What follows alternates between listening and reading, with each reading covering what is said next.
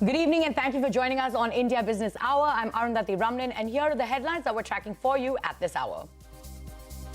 The Supreme Court refuses to provide any interim relief to Google over the 1,300 crore rupee penalty imposed by the competition regulator, orders the tech giant to deposit 10% of the penalty within a week, asks the company law appellate tribunal to decide on Google's appeal by the 31st of March. Hindustan Unilever beats estimates in Q3 with strong volume growth, increases the royalty paid to global parent Unilever to 3.45% of its total turnover. The 80 basis point hike will be staggered over a 3-year period. Asian Paints misses estimates in the third quarter. Management says extended monsoon affected sales in the festive season.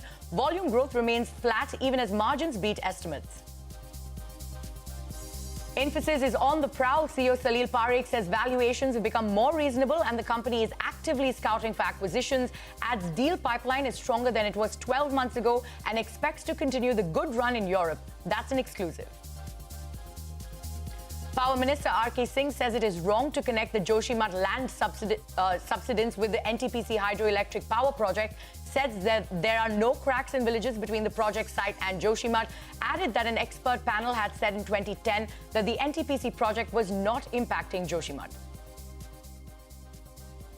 The agenda that India has set is that at the altar of reform, at the altar of investment, you need not sacrifice inclusive growth. On her maiden visit to Davos, Union Minister Smriti Irani says India will not sacrifice inclusive growth for investments, says government has managed to conserve the purchasing power of rural India during the pandemic. The union government proposes big changes to the insolvency law that could spell relief for real estate developers with stressed projects. It has proposed that it would be the adjudicatory authority's responsibility to complete the process of ascertaining default and ruling on the admission of insolvency process within the mandated 14-day timeline. The Reserve Bank has big plans for its proposed digital currency. It is targeting getting the interbank call money market to be traded via CBDCs. Banking sources also tell us that the central bank is considering allowing digital currencies to be used for transactions even without being linked to a bank account. Payments and financial services unicorn PhonePe raises $350 million from General Atlantic. The company is now valued at $12 billion, higher than Swiggy, Polygon, Oyo, Dream11, Razorpay and Ola. India's top wrestlers say their protests will continue till Federation Chief Brij Bhushan Singh is removed over allegations of sexual harassment. Wrestlers say they have not received any satisfactory response from the Sports Ministry. The Wrestling Federation has called for an emergency annual general meeting this Sunday. I am human. Politicians are human. We give all that we can for as long as we can, and then it's time. And for me, it's time. New Zealand Prime Minister Jacinda Ardern announces that she is resigning 6 years after she took office as then the world's youngest female head of government. She says she no longer had enough in the tank to do the job. The CEO of edtech company Coursera is concerned and excited over artificial intelligence model ChatGPT, says the platform serves as a thinking tool, but it could misinform users as well. Those were the headlines that we're tracking for you this evening, but straight to the day's market action. The Lal Street saw minor cuts in a range-bound trading session. Sensex lost almost 200 points and Nifty declined by over 50 points. All sectoral indices except Nifty PSU Bank ended on a negative note. Shifting our focus to the commodity markets, crude oil prices fell today after industry data highlighted a large unexpected increase in U.S. crude stocks for the second week. However, Fateh Birol of the International Energy Agency told Shireen Ban in Davos that the China reopening and a likely economic rebound will push oil prices higher in 2023. Take a look. There are a couple of uncertainties which could push up the prices, and among those uncertainties, for me, the most important one is China, because consumption declined for the first time in the last 40 years. Right. And China is the largest oil importer of the world. And if this year Chinese economy rebounds, which everybody expects as a result of reopening, it will put upward pressure on the prices. And if the producers do not respond accordingly in terms of opening the taps, we may see difficulties in the oil markets, and we may see prices going further up. Shifting our focus to all the earnings action of the day, Hindustan Unilever reported third quarter numbers that managed to largely beat estimates. Profit growth and revenue growth was above the CNBC-TV18 poll. Margins were slightly below estimate. Volume growth of 5% was also in line with estimates. HUL has hiked its royalty to parent Unilever by 80 basis points over a 3-year period. Mangalam Malu is here with all the action. Mangalam, take us through the key highlights of the earnings. But as far as the results for HUL are concerned, the third quarter, they were largely in line with expectations, albeit at a higher end of Street's expectations. But the fly in the ointment was the announcement that they've made with regards to rearranging the royalty agreement with parent Unilever itself. So let's talk about what's good about these numbers. Revenues coming in at 15,228 crores, above street expectations of 14,860 odd crores. The volume growth came in at 5%, higher end of the range of 4 to 5 odd percent. And the EBITDA as well, a little over 3,500 crores, beat street expectations of 3,500 crores itself. Gross margins improved quarter on quarter, and the net profit as a result of which came a little over 2,500 crores. The street was working with a number just under 2,500 odd crore rupees. The management commentary as far as demand and operating environment is concerned was rather optimistic as well. They said that, inflation has, we've seen the worst of inflation, and now things are improving, and things in both rural and urban India as far as demand is concerned are improving as well. But the fly in the ointment, and what wasn't good about these results, was the royalty agreement that has been revised with Unilever. They will now pay 3.45% of sales versus 2.65% that they paid earlier. This will be increased in a staggered manner over the next 3 years by 45 basis points in this year, by 25 basis points in 2024 and 10 basis points in 2025. So this 80 basis points increase will take place over the next 3 years. The management said that this has been revised for a period of the next 5 years. So let's see where that goes, because maybe the street wasn't prepared for this and will not like this. The demand situation as well as the numbers, no problems. The royalty, a googly. The last royalty increase and the service fees increase, all this took place in 2013. And during this period, 2013 to now, we have doubled our turnover and we improved our operating margin by nearly 1,000 pips.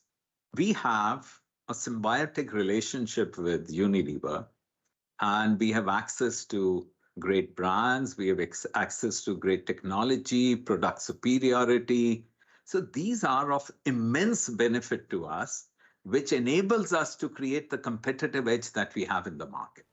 Meanwhile, Asian Paints reported a weak set in the third quarter. The company's net profits came in at close to 1,100 crore rupees, a 6% rise from the previous fiscal. However, the numbers were below estimates as extended rains in October impacted demand.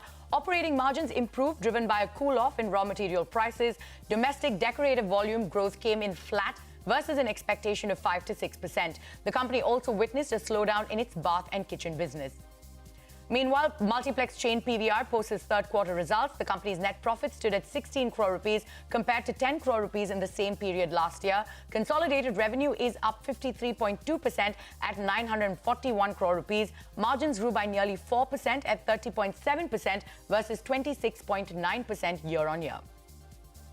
Now, the big story this evening, the Supreme Court has refused to provide any interim relief to Google over the 1,300 crore rupee penalty imposed by the competition regulator. The CCI found Google guilty of anti-competitive practices and allegedly abusing its dominant market position. Now, the Supreme Court has asked Google to pay 10% of the penalty within a week. Abhimanyu Sharma is here with all of that court action. Abhimanyu? The Supreme Court has refused to stay the penalty of rupees 1,337 crores imposed by the CCI on Google for alleged abuse of market dominance. Google will have to pay 10% of the penalty amount within a week. The court extended the deadline for payment of the penalty amount and remanded the case back to NCLAT. NCLAT will have to decide the case by the 31st of March, and any action which will be taken in the meantime will remain subject to the final orders of the National Company Law Appellate Tribunal. The top court observed that the peculiarities, depth and penetration of the Indian market cannot be ignored. While Google claimed that there was absolutely no abuse of market dominance, it also pointed to the fact that there were no directions which were passed against the company by the European Commission for abuse of dominance, and the EC had only ordered unbundling of search and Chrome features from Google Play. Meanwhile, the centre had submitted that Google bars uninstallation of Google Maps and the competition law is only aiming to democratize businesses and stop feudal practices. It remains to be seen what is going to be the line of argument which will be taken before the NCLAT by Google and what is going to be the final outcome of this case in which 10% of the penalty amount is to be deposited for now. So no relief there for Google. Many thanks for those details, Abhimanyu. Now, the government is proposing some big changes to the Insolvency and Bankruptcy Code. The proposed amendments could spell relief for real estate developers with stressed projects. It has proposed that it would be the adjudicatory authority's responsibility to complete the process of ascertaining default and ruling on the admission of insolvency process within the mandated 14-day timeline. Payment unicorn PhonePe has bagged $350 million in a new funding round from General Atlantic. The startup is now valued at over $12 billion. This makes the Walmart-backed firm the most valued fintech in India and a decacorn, joining the ranks of Flipkart, Paytm, Byju's and Swiggy. PhonePe would be raising close to $1 billion in the current round in tranches. Online delivery platform Swiggy is planning fresh layoffs of at least 8 to 10% of its 6,000-strong workforce. Reports have suggested that the layoffs will mostly impact employees in the product, engineering and operations division. This comes at a time when the company is aiming operational profitability ahead of its upcoming IPO. The big newsmaker this evening, Infosys, is on the prowl. CEO Salil Parekh says the company is actively scouting for acquisitions as valuations are more reasonable now. Speaking to Shireen Ban, Parekh said the deal pipeline now is stronger than it was 12 months ago. He was also optimistic about business from clients in Europe. Take a look. Deal pipeline is still strong, and in fact, our large deals in the last quarter was 3.3 billion. We still have a very good pipeline for that. In fact, it's bigger than what it was 12 months ago. So there we feel good. Again, more and more coming into cost and automation and some in digital transformation. The economic talk is more of a concern in Europe. However, we had much stronger growth in Europe last quarter. We have had a good foundation in the last 18 months.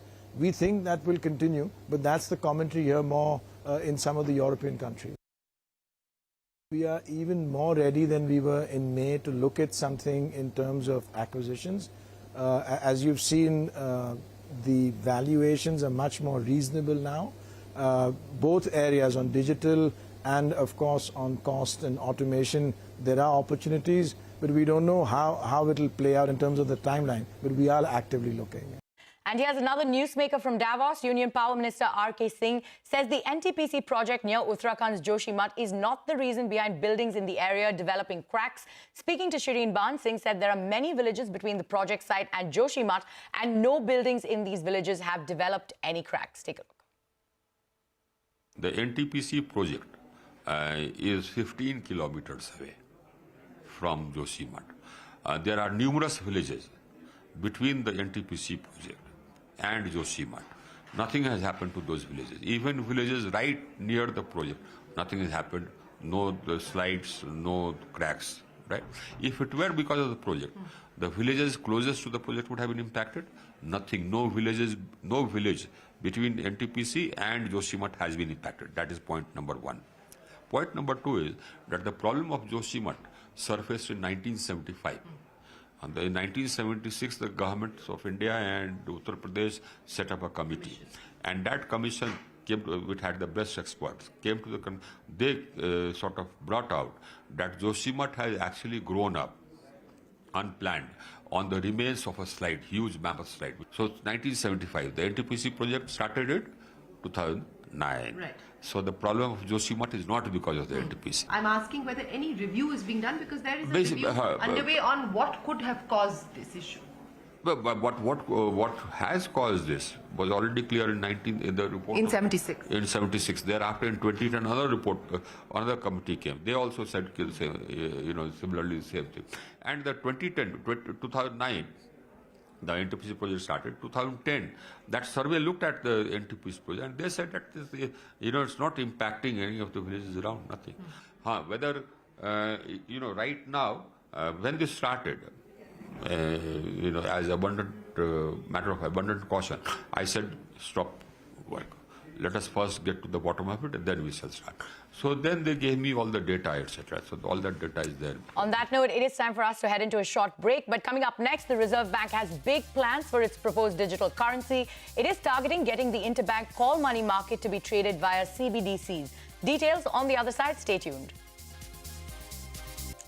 Welcome back. You're still with us on India Business Hour. The Reserve Bank of India has big plans for digital currencies, but at a slow and steady pace. Currently, the central bank digital currency is being tested through wholesale and retail pilot projects. The immediate next step is to get the interbank call money market to be traded via CBDC. On the retail front, the central bank is considering allowing digital currencies to be used for transactions even without being linked to a bank account. Lata Venkatesh has all of those details. Lata, what are you picking up?